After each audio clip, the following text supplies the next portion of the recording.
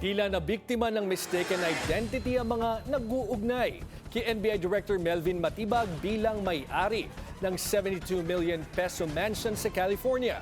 Kapangalan lang daw niya ang signatory sa nasabing property. Yan ang Agenda Weekend Report ni Dexter Ganibe.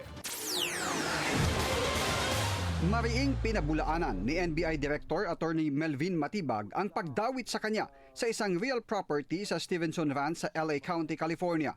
Ang buong pangalan ng NBI Director ay Melvin Alvarez Matibag.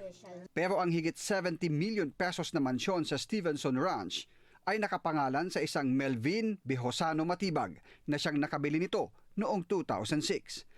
Ayon sa NBI Chief, hindi rin Ana Marie ang pangalan ng kanyang may bahay na siyang nakalagay na co-owner sa real property.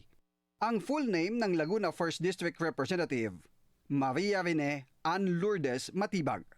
Sa pagsusuri ng BNC, sa pagkumpara ng pirma ng kongresista sa kanyang pag-endorso sa articles of impeachment na pinakita sa impeachment court, mapapansin na iba ito sa pirma ng Ana Marie Matibag na siyang nakapangalang co-owner ng mansyon sa LA.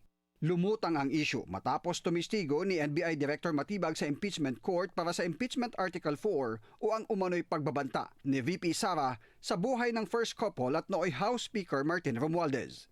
Para sa Agenda Weekend, Dexter Ganibe, Billionaire News Channel.